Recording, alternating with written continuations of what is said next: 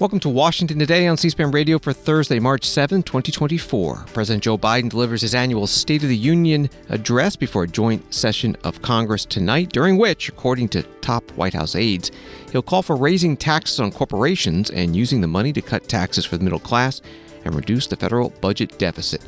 The speech is live at 9 p.m. Eastern on the C-SPAN networks. U.S. House passes a bill on immigration and border security requiring illegal immigrants charged with certain crimes to be detained. The bill is named for Laken Riley, the nursing student in Georgia who was murdered, and the suspect was in the U.S. unlawfully and had previous run-ins with the law. Senate Majority Leader Chuck Schumer gives an update on the package of 6 fiscal year 2024 government spending bills that the House passed yesterday and must pass the Senate and get the president's signature by Friday night to avoid a partial government shutdown. Sweden's prime minister deposits the paperwork at the State Department in Washington, D.C. to officially become the 32nd member of the NATO military alliance. A bill to force the Chinese company that owns TikTok to sell the app or be banned from U.S. app stores over concerns the Chinese Communist Party is collecting user data goes before the House Energy and Commerce Committee. And the chair of the House Subcommittee on the Weaponization of the Federal Government says that federal law enforcement monitored some Americans' financial transactions based upon their conservative views on guns and immigration, putting them in the same category as violent extremists. Story from USA Today, President Joe Biden faces a pivotal State of the Union address Thursday as he looks to silence skeptics about his ability to keep serving, convince restless Americans of a strong economy, and reestablish the stakes of a likely rematch against Donald Trump. The president speaks at 9 p.m. Eastern. It'll be live on the C-SPAN network, C-SPAN Radio, C-SPAN Television, streamed at cspan.org on the C-SPAN Now mobile app, and we'll also have the Republican response given by Senator Katie Britt of Alabama. There was not a White House briefing today, but the White House Press Secretary Karine Jean-Pierre previewed the State of the Union address during the news conference on Wednesday. You will hear the president lay out the historic achievements he has delivered on for the American people and his vision for the future. Looking at what President Biden faced when he came into office and where we are now, it is clear he's got more done in the first 3 years than most presidents have accomplished in 2 terms. He will talk about the success in implementing his agenda, from infrastructure to chips to lowering drug prices and getting rid of junk fees, as you heard him speak to yesterday with his competition counsel. He will talk about whose side he is on and his plan to improve the lives of all Americans.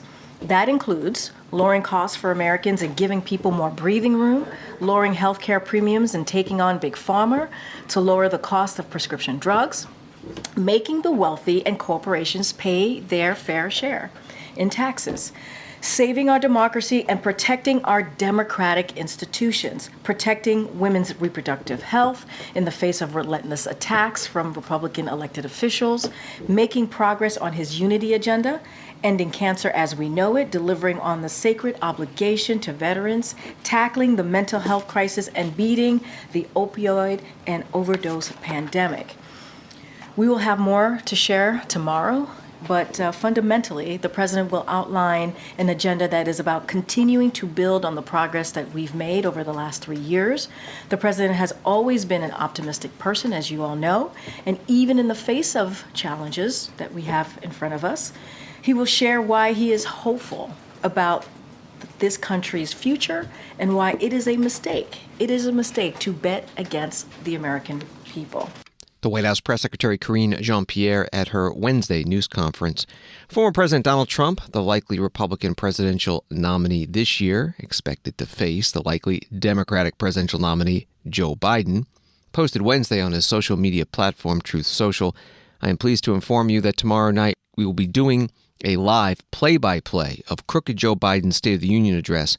I will correct in rapid response any and all inaccurate statements, especially pertaining to the border and his weaponization of the DOJ, FBI, AGs, and district attorneys to go after his political opponent, me, something never done before in this country. We did this once before to tremendous success, beating all records. It's important for the country to get the truth." That was the post from Donald Trump. Today, the Senate Republican leader Mitch McConnell spoke on the Senate floor about President Biden's State of the Union address tonight. Well, tonight, President Biden will deliver the last State of the Union address of his term. For the past 3 years, these speeches have served as mile markers, but not of any meaningful progress toward a more perfect union. Instead, each year, the American people tuned in to see just how far the president's own version of his record is from the reality of their lives. For 3 years, the president who campaigned as a moderate has governed like an activist from the furthest fringe of the Democratic Party. The Biden administration's agenda has meant pain at home and weakness abroad. It didn't have to be this way. President Biden took office amid strong tailwinds from an economic recovery that was already restoring the record-setting prosperity we saw before the pandemic to an historic modernization of our military that was well underway. He inherited everything he needed to point our nation toward further security and prosperity. But he chose weakness and invited danger instead. Today, nearly 2/3 of voters say our economy is worse than it was 4 years ago. Not even 1 in 4 think our country is on the right track. Barely a quarter of the country expects our economy to improve in the coming year. But that hasn't stopped President Biden from trying to convince working Americans to take his word for it and ignore their own shrinking paychecks. He's literally taken a victory tour to tout his disastrous economic record. His administration has declared Bidenomics the word of the year. Meanwhile, American consumers are shelling out a bigger portion of their income on groceries than at any point in the last 30 years. The Senate Minority Leader Mitch McConnell, Republican from Kentucky, today on the Senate floor. Fortune magazine writes that President Joe Biden is going into Thursday's State of the Union address with an expanded plan to raise corporate taxes and use the proceeds to trim budget deficits and cut taxes for the middle class. The Democratic president in this election year is refining the economic agenda that he's been pushing since the 2020 presidential race, trying to show that he is addressing voters' concerns about the cost of living. With Republican control of the House, Biden's agenda is unlikely to become law and serves as something of a sales pitch to voters. In a preview of Biden's remarks, aides, including Lael Brainerd, director of the White House National Economic Council, said the president would contrast his proposals with Republican plans to extend former President Donald Trump's expiring tax breaks and further slash corporate tax rates. That was from Fortune magazine. C-SPAN spoke this morning with Congressman Brad Sherman, Democrat from California, about what he'd like to hear from President Biden tonight, State of the Union address, when it comes to the economy. As far as the economy is concerned, that's expected to be talked about by the president tonight. What would you like him to say as far as his economic outlook, his economic desires in this last year and a potential second term? Well, the president can't just say, finish the job. He's got to lay out an ambitious agenda for the next 4 years beyond what he proposed 3.5 years ago. And I hope it includes regulating, not just negotiating the price of a few drugs, but regulating the price of all drugs. We're paying triple what much of the world is paying for pharmaceuticals, and we ought to pass legislation so that the drug companies get a fair price that reflects the risks that they take when they do the research, but they can't just price a drug at $1 million a year or $100,000 a year and say it's life and death, you have to pay us. No other country allows that. It's time to regulate drug prices, and I think that that would be the biggest thing he could do at the federal level to bring down inflation. One more from your financial services hat, if I may. The SEC yesterday approved a rule that will require some companies to report greenhouse gases. It's getting a lot of reaction. What do you think of the rule, and what do you think the reaction will be amongst those large companies? I think the companies will comply. I think many of them will like the fact that there's a standardized way, an accepted way to define their greenhouse gas effect. but this is long overdue. I'm an old CPA. The goal is to report to shareholders and prospective shareholders the information that they think is material to their investment decision. And for an awful lot of investors, the greenhouse gas effect of a company is material. And what this will do is will cause American companies to compete for capital by reducing their greenhouse gas effect. This is going to help us in our climate goals. Congressman Brad Sherman, Democrat from California, on C-SPAN this morning. From ABC News, during his State of the Union address, President Joe Biden will announce an emergency military mission to construct a port in the Mediterranean Sea on Gaza's coast to get humanitarian aid in, senior officials said Thursday. The port will be able to receive large ships carrying food, water, medicine, and temporary shelters, a senior White House official said. Senior defense officials said the port's main feature will be a temporary pier that will provide the capacity for hundreds of additional truckloads of assistance each day. The effort will be undertaken by the U.S. and partner countries, the senior defense official said, and will take a number of weeks to plan and execute. That was from ABC News. U.S. House Speaker Mike Johnson, Republican from Louisiana, talked about the President's State of the Union address tonight at a news conference on Wednesday.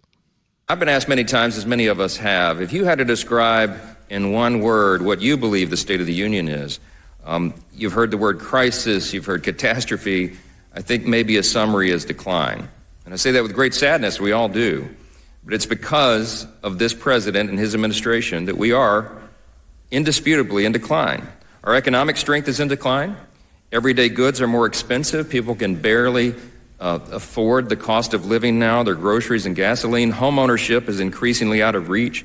And U.S. household debt is at an all-time high. So our economic strength is in decline. American sovereignty is in decline. You've heard us lament the border. The southern border is a total catastrophe. There's no other way to describe that. Traffickers and cartels have taken operational control of the border.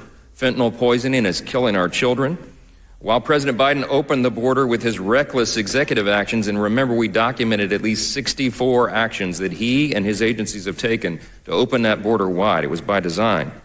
In the midst of all that, we also learned last week he never one time spoke to the chief of the Border Patrol. It's unconscionable. Innocent Americans, from Laken Riley in Georgia to the 14-year-old rape victim of an illegal immigrant in our home state of Louisiana, as you just heard Leader Scalise talk about, they've all been victimized by those whom the Biden administration has released into our country. He is releasing them into your state. Every state's a border state. The safety of our cities is in decline. Carjackings are up, attacks against law enforcement are rising. We have more than 600,000 known criminal aliens roaming the streets of America right now, free to reoffend and victimize Americans. The actual number is, of course, much higher. That's the official number that we know about. But we don't know how many people have come across the border. And some of us believe it may be as many as 15 million illegal aliens who have come across that border since Joe Biden walked into the Oval Office 3 years ago. America's presence on the world stage is in decline, and you heard us talk about that this morning as well. Iran, Russia, China, our adversaries are acting more provocatively than they have in many, many years, and we have unrest unlike we haven't seen since World War II. The president is turning his back right now on our greatest ally, Israel. And after Biden's botched withdrawal from Afghanistan, our stature has been diminished to a point that is difficult to calculate. House Speaker Mike Johnson at a news conference on Wednesday previewing President Biden's State of the Union address, which is tonight, Thursday night at 9 p.m. Eastern, live on the C-SPAN networks. Associated Press writes that the invitation list for President Biden's State of the Union address on Thursday speaks volumes about what Democrats and Republicans want to focus on as the 2024 election season heats up. Biden and Democratic lawmakers have invited several health care providers and women whose lives have been impacted by stricter abortion laws in states with Republican-controlled legislatures following the landmark 2022 Supreme Court ruling that stripped away constitutional protections for abortion. First Lady Jill Biden has also invited union leaders, a gun control advocate, and others that she and her husband have met as they traveled the country promoting his agenda. Republican lawmakers are inviting guests who place heavy focus on the nation's broken immigration system, an issue that voters say is a central concern ahead of the November election. That was a story from the Associated Press. Congressman Tom Tiffany, Republican from Wisconsin, posted a short video of him standing by the security fence that now surrounds the U.S. Capitol building. Hey, ladies and gentlemen, the State of the Union is here tonight. President Biden will be giving his presentation at the United States Capitol, and he'll be protected by this fence just put in today for him. But yet he will not put up a wall on the southern border to protect Americans. Congressman Tom Tiffany. And once again, State of the Union address live 9 p.m. Eastern. Listen here on C-SPAN Radio, watch it on C-SPAN Television, follow it on the C-SPAN Now mobile app, or streamed at cspan.org. That'll be followed by the Republican response, Senator Katie Britt of Alabama, and then we will get your reaction by phone and social media. Story WRD-TV in Augusta, Georgia. A U.S. representative from Georgia intends to honor a nursing student killed on the University of Georgia campus by keeping an open seat during the State of the Union address. Laken Riley was allegedly killed by Jose Antonio Ibarra, a man from Venezuela. Officials with the U.S. Immigration and Customs Enforcement say Ibarra illegally entered the United States near El Paso, Texas in 2022. Congressman Mike Collins, Republican of Georgia, invited Riley's parents to the speech, according to his office. Her parents declined, and Collins said that he will keep the seat empty. Collins said the president will see an empty seat in the gallery that memorializes those who are no longer with us because of his open border. That was from WRDW-TV, Augusta, Georgia. The U.S. House today in Washington passed an immigration bill named for Laken Riley, and it would expand when an illegal immigrant charged with a crime must be detained. Congressman Rick Allen, Republican from Georgia, supported the bill during floor debate. Laken was an outstanding student at Augusta University's nursing school in Athens, which was well on her way to a successful career helping others and saving countless lives, all to be cut brutally short by a vicious criminal. This should have never happened and cannot happen again in this nation. In fact, this could have been prevented had the Senate passed H.R. 2 and secured our border. It is the responsibility of Congress and this administration to make sure every American can live in this country safely and we be a law-abiding nation. Not only is the suspect in Laken Riley's tragic death here illegally, but he also has a criminal record that includes shoplifting in Athens, Clark County. Allowing this criminal to freely roam our communities was absolutely unacceptable. H.R. 7511 will ensure illegal immigrants who commit theft are detained by ICE rather than released back into these communities. The bill will also allow states to sue the federal government for failing to enforce our borders. I am sick of President Biden's and liberal officials across this country not enforcing current law. It is beyond me how anyone can support the sanctuary and catch and release policies that have attracted illegal aliens to these communities, just like the one responsible for taking Laken Riley's life. Congressman Rick Allen, Republican from Georgia, on the House floor. Congressman Gerald Nadler, Democrat from New York, ranking member on the Judiciary Committee, opposed the bill. The legislation before us today would subject to mandatory detention any undocumented immigrants merely arrested or charged with committing an act of theft, larceny, or shoplifting, along with those who are convicted or who admit to committing such acts. Let's think about that. Someone who is arrested, who was never even charged with a crime, is now going to be subject to mandatory immigration detention? The case of Laken Riley is a tragedy, but as is often said, hard cases make bad law. Under this bill, committing a misdemeanor shoplifting or even committing no crime at all can result in a DACA or TPS recipient, someone who may have been in this country for decades, being subject to mandatory detention. Sadly, there are countless real-life examples of people getting arrested because of mistaken identity. Through erroneous witness identification, biographical similarities to perpetrators, and errors caused by faulty facial recognition technology. Congressman Gerald Nadler, Democrat from New York, on the House floor. The House passed this bill. The vote was 251 to 170, with 37 Democrats joining all Republicans present in voting yes. This is Washington Today.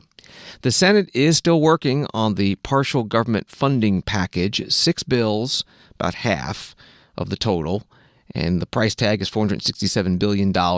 They face a Friday deadline to pass it and get it signed into law by the president, or there will be a partial government shutdown. Some of the departments funded include Housing and Urban Development, Commerce, Agriculture, and Veterans Affairs. The Senate Majority Leader Chuck Schumer, Democrat from New York, gave a status update today on the Senate floor.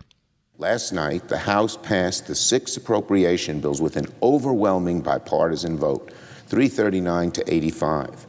Last night, the Senate took the first step to advance the appropriations bill via voice vote, which I hope portends more bipartisan cooperation moving forward. The watchwords for the Senate will be cooperation and speed as we work to pass these appropriation bills before tomorrow night's deadline. And it's noteworthy that a majority of both parties in the House, a majority of even the Republicans, supported this legislation. Of course, the process never is easy in divided government, but with hard work, cooperation, persistence, good things can happen if we put working together before other extraneous and often destructive issues. The Senate will continue our work on these appropriation bills today, so we can finish the package before tomorrow night's deadline. We're close to the finish line, but it'll take bipartisan cooperation to get us there. The Senate Majority Leader Chuck Schumer, Democrat from New York, on the Senate floor. Opponents to this 6 spending bill package point to the total, again $467 billion, and also the approximately 6,000 earmarks in it. Those earmarks also called congressionally directed spending. Senator Mike Braun, Republican from Indiana, spoke against the bill on the Senate floor on Wednesday. We're going to be considering another package tomorrow, Friday, that takes the whole process of doing budgets, asking, do you really need it? Aren't there some places that we can surely get back to where we don't spend more than we take in? Because when we don't, we're borrowing every penny of it. And on every dollar that we spend here, 5 years ago, it was about 20 cents of that dollar we had to borrow. Now it's 30 cents. And the arithmetic, the numbers don't just go away. It'll be the single biggest thing all of you, this country, has to deal with over the next 5 to 10 years. And it's just starting to get to the point where it's going to literally break the back of the American public. Sooner or later, you won't have people lending us that money. Sooner or later, it's going to crowd out almost everything we do here. And it's shameful in my mind. I want to focus on one actually small part of it, but what is symbolic of what shouldn't be happening here. Earmarks. Earmarks are justified because we ought to be able to maybe do it better here, should have input in it, not let the executive branch do that. But to me, that would be valid if, in fact, we were balancing our budget in the first place. And until we get total fiscal reform here and at least start to turn it around to where the deficits get smaller, the debt is never going to get smaller because, in general, if you take out a loan, imagine if you told your banker, I just want to pay interest only for as long as I have that loan. They'd laugh you out of the office. Senator Mike Braun, Republican from Indiana, on the Senate floor on Wednesday when the Senate began work on the 6-bill federal government spending package. Friday is the deadline that it needs to pass the Senate. It's already passed the House. It'll be signed into law, or there'll be a partial government shutdown. And when the Senate finishes this 6-bill package, next up, the second tranche of 6 bills will include defense and homeland security. That funding expires March 22nd. Story from TheHill.com. The GOP-led House Budget Committee on Thursday voted to advance a budget resolution that includes ambitious proposals aimed at cutting federal spending, beefing up work requirements for social programs, and the establishing of a special commission to tackle funding threats to entitlements. The committee voted along party lines to advance the proposal after an hours-long markup hearing that began early Thursday. And the Hill has this: while the resolution won't be signed into law, Republicans hope it will serve as a blueprint for spending for the coming fiscal year as Congress works to wrap up its fiscal 2024 funding work this month. That from the Hill. Wall Street today, the Dow up 130, Nasdaq up 241, S&P up 52. Story from Barron's. Federal Reserve Chair Jerome Powell has wrapped up his two-day visit to Capitol Hill. Powell told the House Financial Services Committee on Wednesday that he expects interest rate cuts to come this year. He echoed those comments on Thursday before the Senate Banking Committee, saying that cuts can and will begin this year. In both hearings, Powell noted that the central bank's policy setting committee still isn't convinced that continued progress toward their 2% inflation objective is assured, and that it won't make sense to cut interest rates until it is confident. That from Barron's.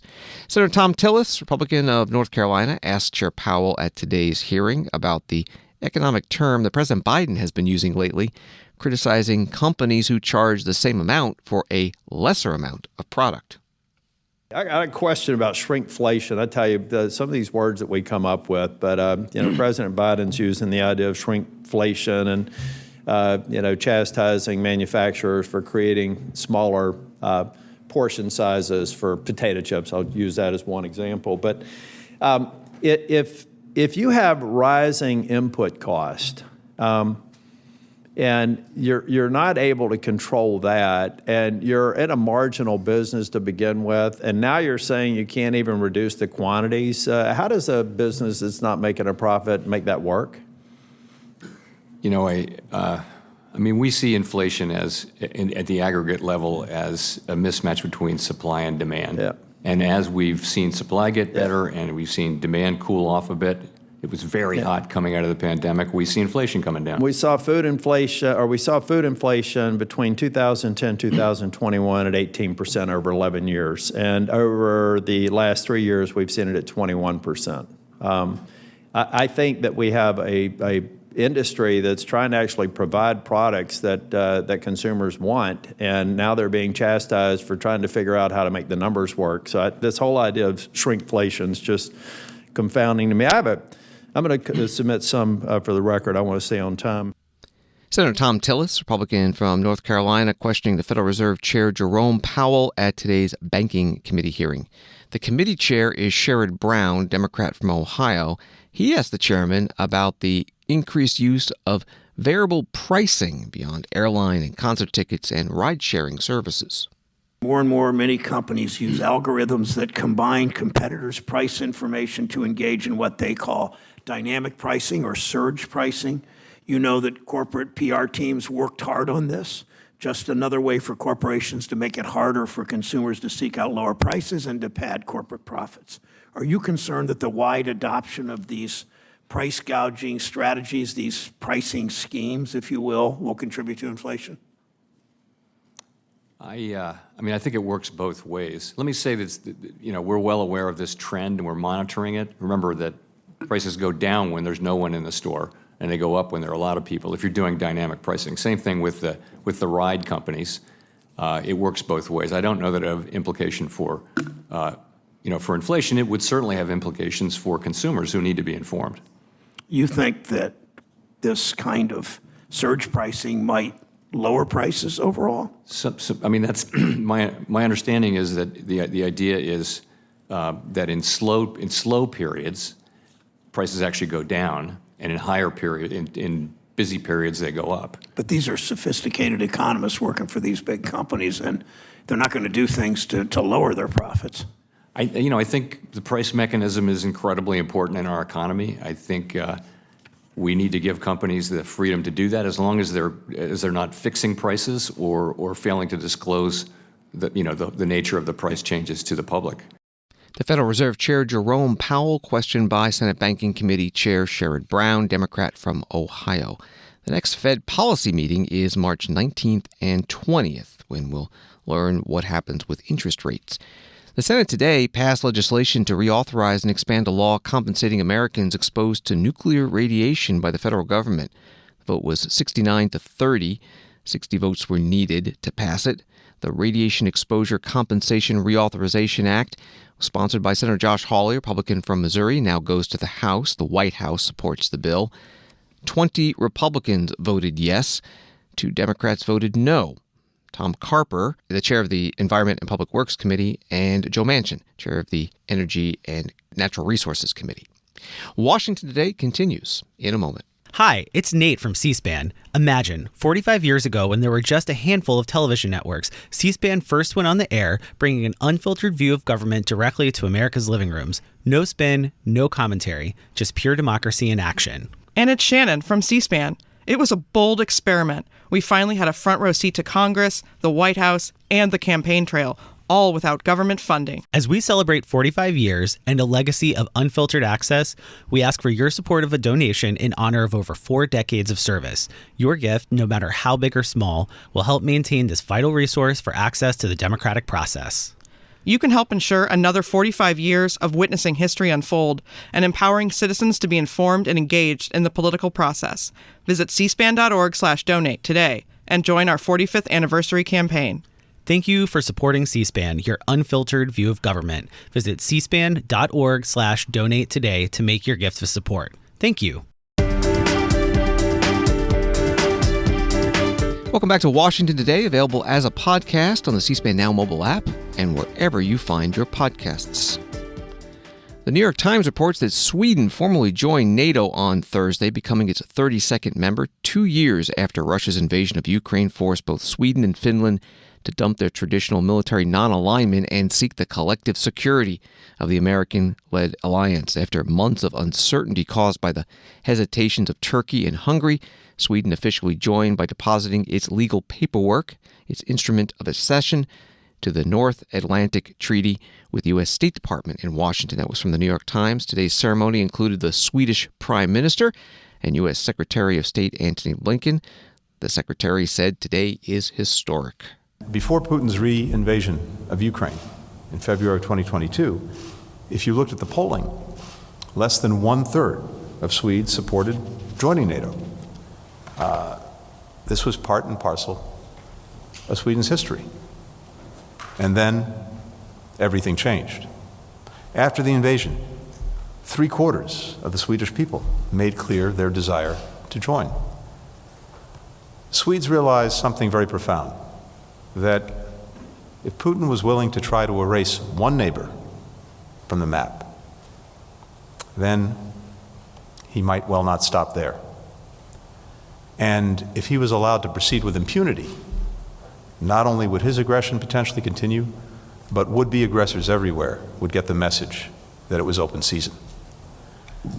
And so the Swedish people stood up not only for their own country, but stood up to the common responsibility that we share to try to make sure that the very foundations of the international system that we all rely on to have peace, to have security, to have opportunity, when they were challenged, we were there to defend them. Sweden was there to defend them. And I think what this tells us even more profoundly is the reaffirmation of Sweden's democratic character. Change driven by its people, by its citizens. There's also no clearer example than today of the strategic debacle that Putin's invasion of Ukraine has become for Russia. We see a Russia that is now weaker militarily, economically, diplomatically. Secretary of State Antony Blinken standing beside the Swedish Prime Minister at the State Department in Washington, where the documents deposited, Sweden officially joins NATO.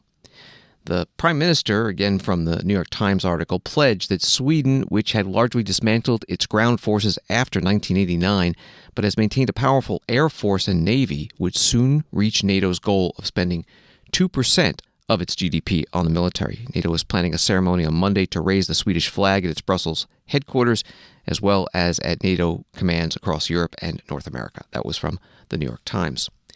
From CNN, a powerful House committee advanced a bill on Thursday that could lead to a nationwide ban against TikTok on all electronic devices, renewing lawmakers' challenge to one of the world's most popular social media apps and highlighting unresolved fears that TikTok may pose a Chinese government spying risk. The measure that sailed unanimously through the House Energy and Commerce Committee would prohibit TikTok from U.S. app stores unless the social media platform, used by roughly 170 million Americans, is quickly spun off from its China-linked parent company, ByteDance. That was from CNN. Before today's markup, the bill's sponsors, who are the leaders of the Select Committee on the Chinese Communist Party, Chair Mike Gallagher, Republican of Wisconsin, and Ranking Democrat Raja Krishnamoorthi of California, posted a video saying that TikTok was mounting a campaign against the bill. Right now, as we speak, TikTok is serving a pop-up on phones across America. If you open the app, a pop-up appears saying, enter in your zip code, and then it will call the member of Congress in that zip code in order to intimidate them to not support our bill, which would force a divestiture between TikTok and its parent company, ByteDance. Notably, the pop-up is saying that our effort is an outright ban. That is a lie. That is not what the bill does. So here you have an example of a adversary-controlled application lying to the American people and interfering with the legislative process in Congress. In a weird way, it almost proves the point that we've been making here. They're using the geolocation of the users in order to be able to identify the member of Congress to call. And this is the type of data, by the way, which ByteDance used from TikTok to target journalists. So this is exactly the problem that we have right now with a foreign adversary-controlled media, social media app. And I think it only highlights the need for this particular bill. And I should say again, we've been working for months to arrive at a responsible, bipartisan approach, one that allows actually TikTok to survive as long as it breaks up with ByteDance and by extension the CCP. So at a minimum, the company should stop lying about our effort. You have Democrats and Republicans with serious national security concerns trying to legislate this solution to this problem responsibly, and the intimidation tactics, the disinformation has to stop. I would just ask users to please ask ByteDance to divest TikTok so that your experiences can continue on the app. It's really a choice for ByteDance. And it's a choice about whether or not they are going to allow TikTok to basically ultimately be beholden to the Chinese Communist Party. And we hope that they choose correctly. And I hope that you as users also ask them to choose correctly. Congressman Raja Krishnamoorthi, Democrat from California, and Congressman Mike Gallagher, Republican from Wisconsin, the leaders of the Select Committee on the Chinese Communist Party, talking about their bill that passed today unanimously through the House Energy and Commerce Committee.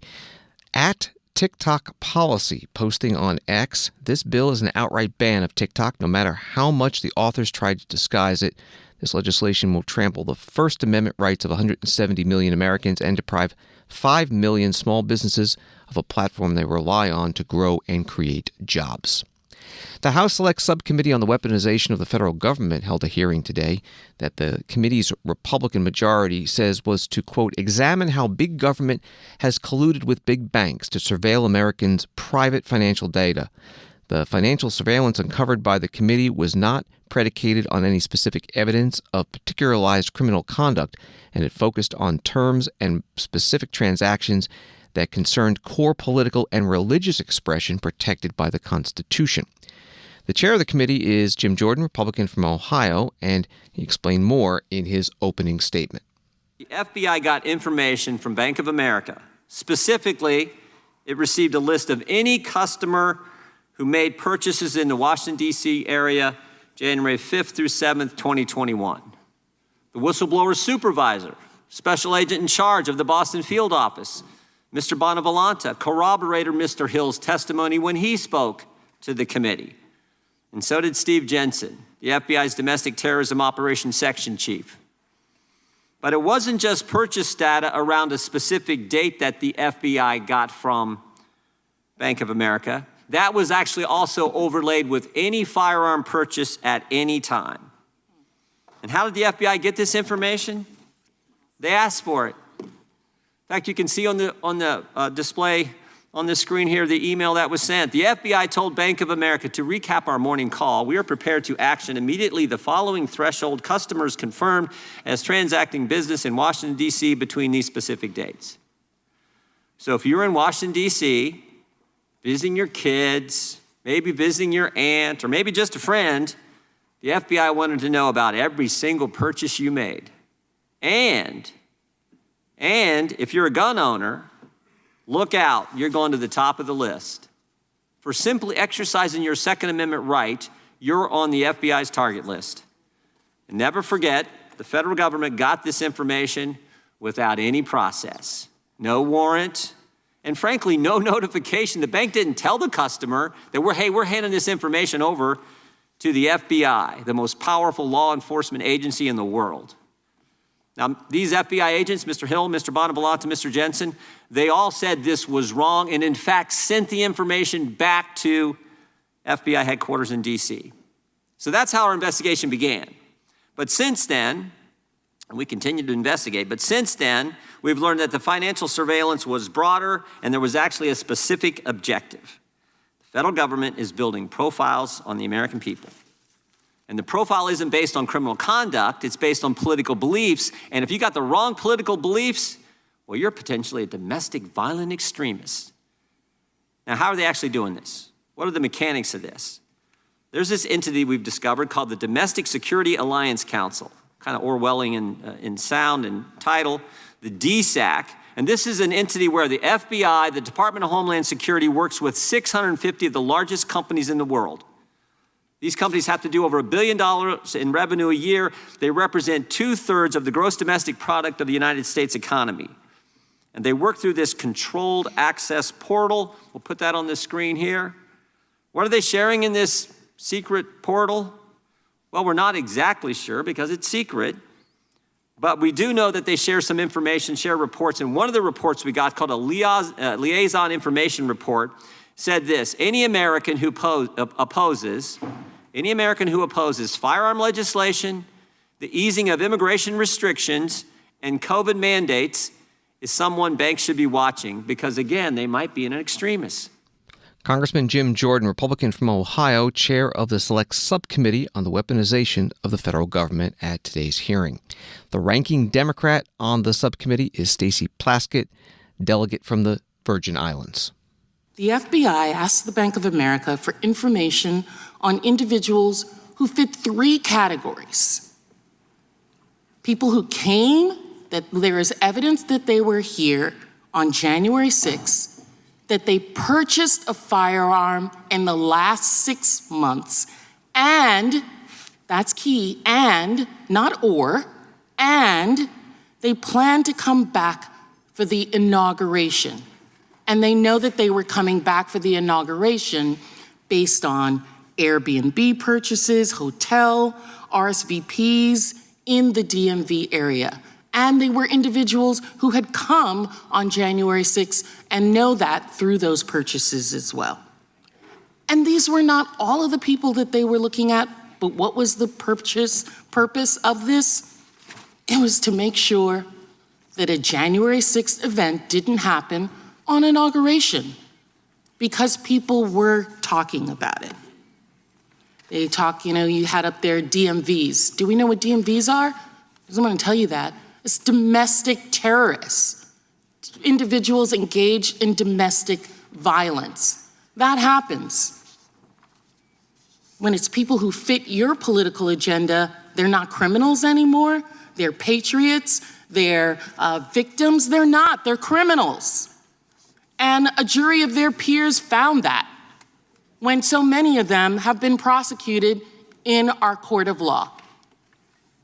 Not by brown shirts, not by Nancy Pelosi, not by Biden's Justice Department, by a jury of their peers.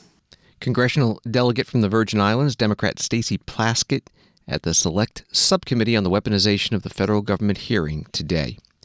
The U.S. Justice Department gave a 38-month update yesterday, March 6th, on the criminal cases stemming from the January 6, 2021 attack on the U.S. Capitol. And they include 1,358 defendants charged, 769 of them pleading guilty, 152 found guilty at trials. And of the 859 federal defendants who have had their cases adjudicated and received sentences for their criminal activity, 497 have been sentenced to periods of incarceration. That information from the Justice Department. And finally, ahead of tonight's State of the Union address, President Joe Biden posted a video with actors who have all played fictional presidents in movies and TV shows. Morgan Freeman, Bill Pullman, Tony Goldwyn, Gina Davis, and Michael Douglas. Here's a portion of that video with Bill Pullman and President Biden. We've had a lot of lines to learn ourselves. It's nice to watch somebody else have to get it all together rather than us, you know. In Independence Day, I had it easy. You know, we just had invaders from outer space coming in wanting to mess with us, and that tends to unify people. You know, and I'm not so sure it was the greatest speech ever, but I did manage to say two things. One is that we can't be consumed by our petty differences, and we will be united in our common interests. And somehow these words became something to remember. So I had the thought, Mr. President, that, you know, when people look at all that you've managed to do, they're going to remember, time will remember always, the importance of your words when you say that thing about there's nothing that we can't do when we do it together. Those are good ones. Best wishes to you, sir. There's nothing beyond our capacity. I believe that. Hey, come see me in the White House. I'm very serious. I'd love to meet you all in person. Thank you. I'm with you, Mr. President. Thank you very much. I never spoke to so many presidents all at one time. Thank you. Thank you. Bye. President Biden posting that video on X. You can find the full video. You heard actor Bill Pullman, who played the President of the United States in the 1996 sci-fi film Independence Day, and also the other actors on the video, Morgan Freeman, Tony Goldwyn, Gina Davis, Michael Douglas, all played presidents either in the movies or on TV. And President Biden's State of the Union address is tonight, 9 p.m. Eastern. Listen live here on C-SPAN Radio, watch on C-SPAN Television. And thanks for listening to Washington Today. Subscribe to C-SPAN's free evening newsletter Word for Word and get the stories making headlines in Washington sent to your inbox every day. Sign up at cspan.org/connect. Have a good night.